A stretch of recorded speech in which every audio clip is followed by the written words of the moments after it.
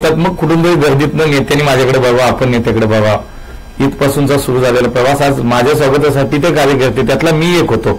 मला असं वाटतं की ती भावना आज खूप मला प्रकर्षाने जाणवली की हे माझ्या पक्षात असं होतं. त्याचं पुन्हा एकदा एक उदाहरण मी माझ्या रूपानं पाहतो की अत्यंत सर्वसामान्य कार्यकर्ता तो प्रवास केंद्रीय मंत्रिपदापर्यंतचा. त्यामुळे एक मनापासून सगळ्या माझ्या पक्ष नेतृत्वाला धन्यवाद देईन. म्हणजे मोदीजींनी, अमितभाईंनी, नड्डाजींनी, म्हणजे देवेंद्रजी आहेत, म्हणजे बावनकुळे साहेब आहेत, आमचे चंद्रकांत दादा आहेत, त्या सगळ्या गडकरी साहेब आहेत, सगळ्या मंडळींनी माझ्यावरती जो काही विश्वास व्यक्त केला आहे. खरं तर मलाही स्वप्नात वाटलं नव्हतं असं काही होणार आहे. म्हणजे ज्या दिवशी मोदीजींचा शपथविधी होता त्या दिवशी मी त्या शपथविधीला आपल्याला जायचं म्हणून एक दिवस अगोदर गेलो, 2च दिवसाचे कपडे घेऊन गेलो होतो आणि शपथविधी संध्याकाळचा होता आणि सकाळी 9 वाजता झोपेतच होतो. म्हणजे संध्याकाळी जायचं शपथविधीला.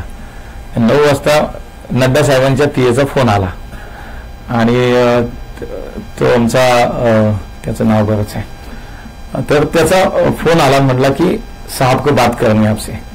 तर मला असं वाटलं की आदल्या दिवशी नड्डा साहेबांच्या ऑफिसमधून एक मेसेज सगळ्या खासदारांना आला होता की उद्या शपथविधी झाल्यानंतर सगळ्यांनी माझ्या घरी स्नेहभोजनाला या. म्हणून मला असं वाटलं की जेवढे जमेल तेवढ्या लोकांशी बहुतेक साहेब बोलतायत. तर त्यांनी मला फोन केला, मुरली जी कहाँ हो, पुणे में हो या दिल्ली में हो? नहीं म्हणलं साहेब दिल्ली में हो. तो एक काम करो, असं थोडा पॉज घेतला. मी म्हणलं आता काय, मला काय कळलं, म्हणलं शक्यतो पॉज घेतलं, म्हणलं काहीतरी गडबड दिसते. तो एक काम करो, 11 बजे PM हाऊस आ जाओ, आपको शाम को शपथ लेनी है. मला काही सुधारणा, मी नक्की बघतो की तेच आहेत, आवाज तोच आहे का तेच बोलत आहेत, मला काही माहित नाही, कारण अपेक्षितच नाही. कारण पहिली वेळ आहे, मी पहिल्यांदा निवडून आपण गेलो आणि पहिल्याच टर्ममध्ये असं काही होत नाही, 100% होत नाही. पण ते मला असं वाटतं की ते सगळं एकूण स्वप्न होत होतं, विश्वासही बसत नव्हता. पण दुसऱ्या बाजूला दडपणही येत होतं की आता मात्र हे काहीतरी वेगळंच चाललंय. आणि मग PM हाऊसला गेलो, तिथं सगळ्यांना एकत्र बोलवलं, मोदीजी आले, आम्हाला सगळ्या जे काही शपथ घेण्यात सगळ्या मंत्र्यांना एकत्र बोलवलं. त्यांच्या पद्धतीने त्यांनी आम्हाला मार्गदर्शन केलं, काही सूचना केल्या. तेवढ्या मधल्या वेळात घरच्यांना फोन केला की जमलं, जे काही विमान मिळत असेल तर सापडत असेल तर या. आता थोडासा मग त्यांना 9:30ला कळल्यानंतर एक तासाभरात आवरून ते 11:45 एअरपोर्टला पोहोचले. 11:15चं फ्लाईट त्यांना होतं, ते मिळालं वाटतं. आणि म्हणून ते शपथविधीला आई आणि मुली बायको पोहोचले. ते पण हा इतकं सगळं अचानक होतं. याचं सगळं सांगायचं की काही विश्वास मला त्या सगळ्या मधल्या 2-4 तासात मलाच विश्वास बसत नव्हता काय चाललं. PM हाऊसला डायरेक्ट एंट्री काय आणि काय काय असं एकदम. आणि गेल्यानंतर मोदीजी म्हणले क्या पुणेकर कैसे हो, म्हटल्यानंतर म्हणलं नक्की एकदम अजून बरं वाटलं की आज यांच्या टीममध्ये आपण काम करणार आहोत आणि संधी मिळतीये, खूप बरं वाटलं. शपथविधी घेताना सुद्धा ते एक दडपण होतं आणि शेवटून 3रा नंबर होता, त्यामुळे ते एक दडपण होतं आणि कधीतरी संपला होता. तर पाठ करून करून चुकायला लागलो बहुतेक. हातात होतं माझ्या शपथ ती घ्यायची. आता ते पाठ तरी किती वेळा म्हणलं, पाठ एखादी सही आपण सारख्या मारत बसलं की चुकते शेवटी. तसं ते पाठ करता करता शब्द चुकायला लागले का काय असा संशय लागला. म्हणलं ते किशतच ठेवून दिलं.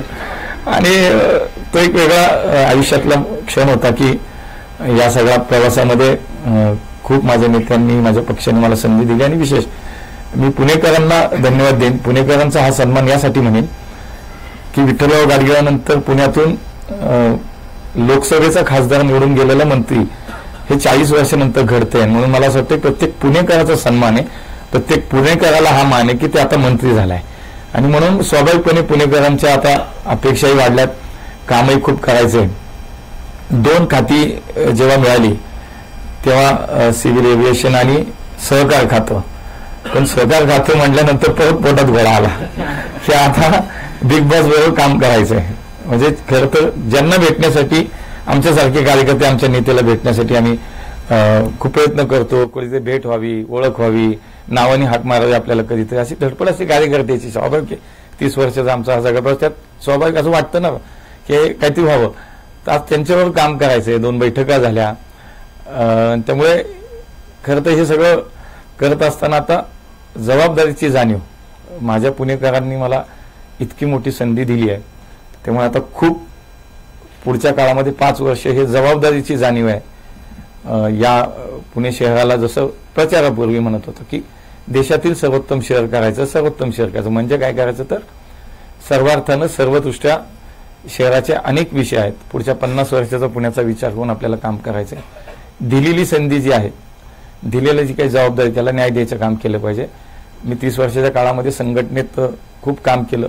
वॉर्डचा अध्यक्ष बसून मी आज महाराष्ट्राचा पक्षाचा सरचिटणीस म्हणून वॉर्ड अध्यक्ष, शहराचा